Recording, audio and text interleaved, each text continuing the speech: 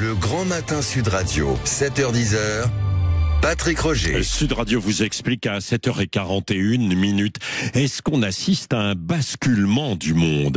Image forte et impressionnante. Hier, je vous en parlais déjà, le président chinois qui a invité Poutine et le Nord-Coréen à une spectaculaire parade militaire à Pékin. L'Occident, c'est-à-dire l'Europe, la France, les États-Unis, se retrouvent-ils hors jeu parce qu'il n'y avait pas de représentants en dehors du Premier ministre slovaque? Pour en parler avec nous, Jean-Baptiste Noé, qui est rédacteur en chef de la revue Conflit. Bonjour Jean-Baptiste. Bonjour. Donc, je disais, c'est une démonstration de force historique et on a l'impression que c'est un message direct aussi pour l'Occident. Oui ou non? Oui, complètement. Il y avait à la fois le nombre, très impressionnant, et puis la puissance, avec du matériel de très haute technologie. Oui, c'est ça, démonstration de force pour dire quoi?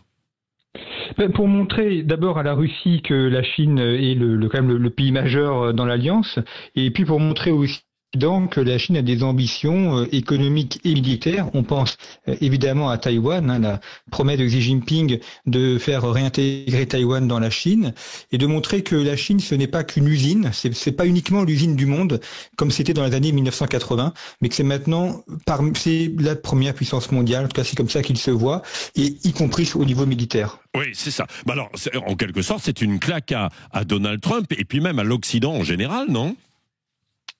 Oui, exactement. C'est un message très fort. On a parfois regardé la Chine avec un peu de condescendance en pensant qu'ils étaient uniquement là pour produire nos objets du quotidien. Là, ils sont clairement montés en gamme, aussi bien au niveau industriel qu'au niveau militaire, purement militaire. Et ça veut dire aussi que la Chine a des ambitions dans son espace maritime, terrestre, mais peut-être aussi à l'échelle mondiale. Oui, c'est ça.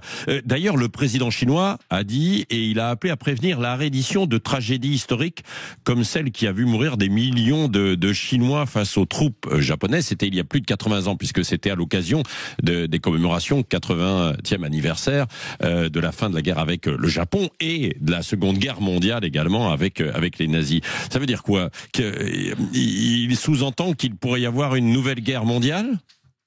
Alors ça reste un traumatisme très fort pour la Chine, cette guerre avec le Japon, parce que la Chine a été vaincue, parce qu'il y a eu des massacres commis par les Japonais, et donc c'est aussi une manière de prendre la revanche. C'est-à-dire 80 ans plus tard, cette fois-ci c'est la Chine qui domine, ce n'est pas le Japon, et c'est aussi une manière.